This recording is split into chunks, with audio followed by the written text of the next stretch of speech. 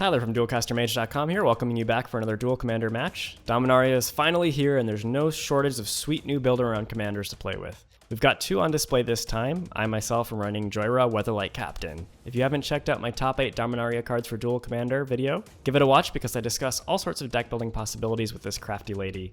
You can see my deck list in the video description below, but just be aware that it's already a bit different than the video recorded here and evolving rapidly as I figure out what works and what doesn't. My opponent is piloting Tatyova, Benthic Druid. Tats McGee here not only lets you draw cards like Jhoira, but gain life while doing so. She's much better than Jhoira when you're flooded because you're a lot less likely to run out of gas. However, she costs an additional mana and isn't quite as explosive as J Money. Let's get this party started.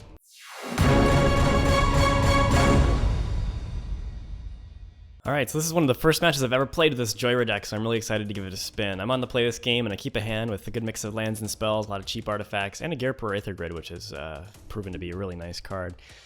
He plays Fyndhorn Elves on his first turn, so he gets some mana acceleration right off the bat. Passes back to me, I just get a Steam Vents at the end of his turn, draw some more mana. Play this Everflowing Chalice, just as a simple little 2 mana rock that can tap for 1, but it has multi-kicker, and it costs 0, a very important aspect of this card. When you have Jhoira, you want to have a lot of 0-drop artifacts. And on his next turn, he plays 3 visits, so he gets a forest directly into play untapped, gets a tropical island. So I'm really worried about counterspells here, but I decided to just go for it anyway. I play Jhoira, and luckily it resolves. And I play Lotus Petal, which actually does not resolve, it gets negated. He couldn't have negated my Jhoira, luckily, so that worked out pretty well for me. And then he plays Tatyova on his next turn, but he cannot play a land drop, so he's kind of running that out into my potential burn, but I don't have any. I just have Chromatic Sphere, and then I play Gear per Aether Grid, which is 3-mana enchantment that lets me tap 2 artifacts I control to deal 1 to any target. So I'm going to take out that elf while I have the chance to try to hopefully constrain him on mana, pass back to him. He gets a Ramunap Excavator, and so this is kind of like Crucible of Worlds. Just gets a land back every turn from his graveyard if he wants. Awesome with fetch lands, which is clearly what you want to do with Tatyova. So he draws a bunch of extra cards. I play Semblance Anvil because I just drew this Hope of Ghirapur. Really what you want to do with Semblance Anvil is imprint artifact creatures. Hope of Ghirapur works just fine. So now all my artifacts and my creatures cost 2 colorless less. But I can't really abuse that right now based on the cards in my hand. I just have a Lightning Bolt and Whir of Invention, a few instants. So I go to Lightning Bolt his Tatyova, and he plays Court of Calling in response. I choose Tatyova because I think it would just be a little bit more potentially drawing him into some more answers. And then he gets a Birds with Court of Calling, but I just plink it off with Gear per Aether Grid.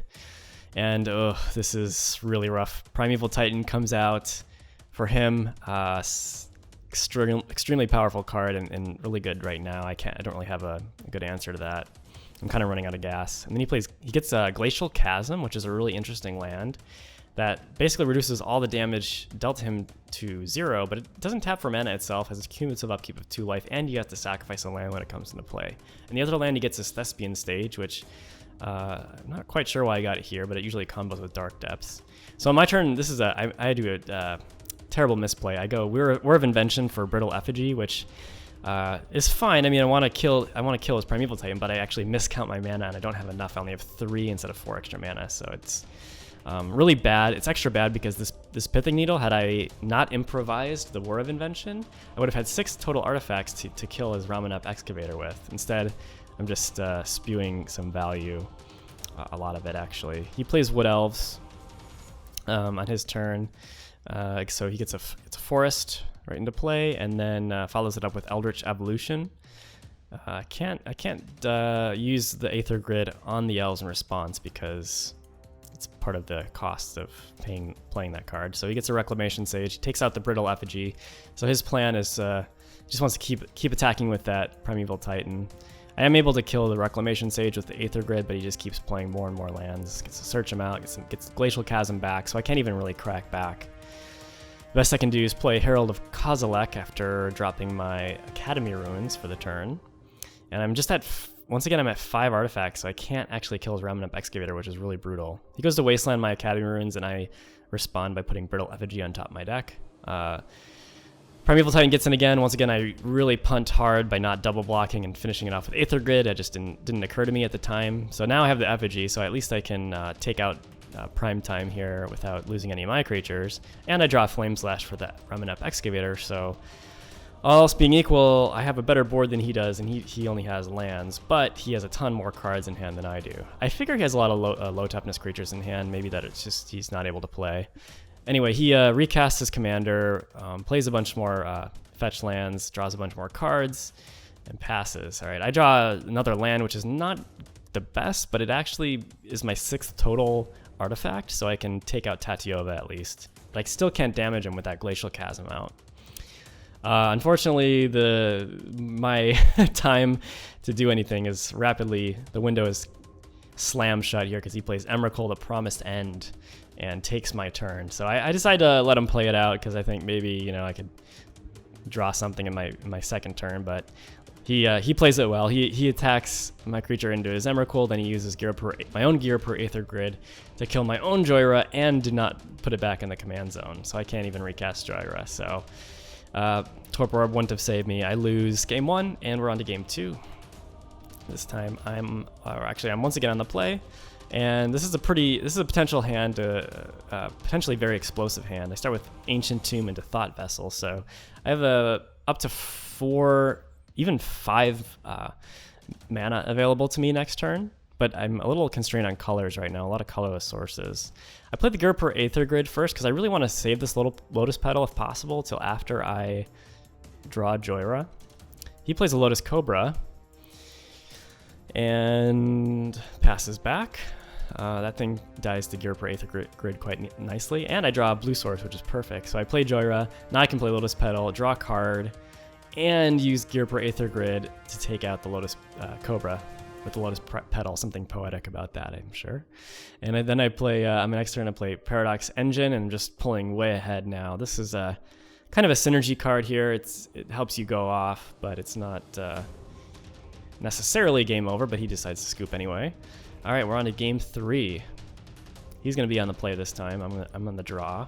I see a hand with a lot of slowish artifacts. Metalworker can really boost my mana huge, but I can't do a whole lot of interacting in the first few turns. He plays 3 visits to get a land, and on my turn 2, I just decide to drop this Torpor Orb to hopefully fend off any Reclamation Sage type shenanigans, or things of that sort. I think it's usually pretty good against green decks.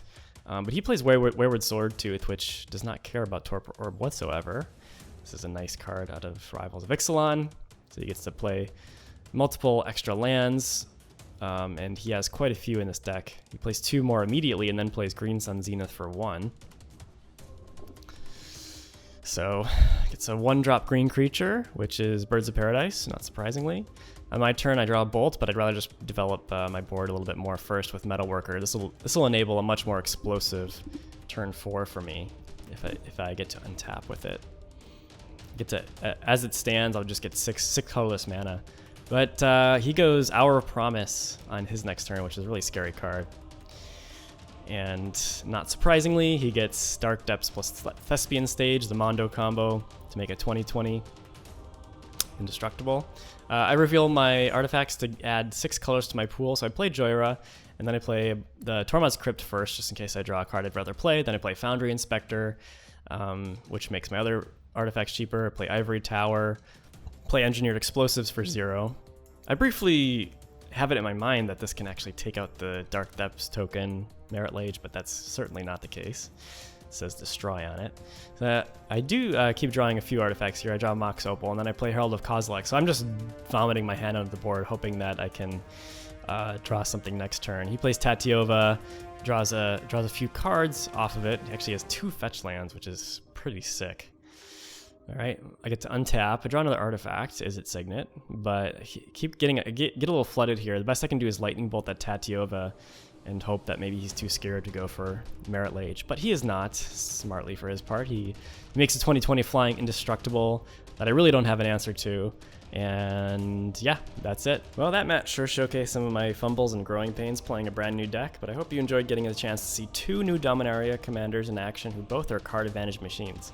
I'd love to hear your thoughts on the deck and the match you just watched, so please tell me what you think in the comments below. And don't forget to subscribe if you haven't already. Thanks for watching, and see you next week.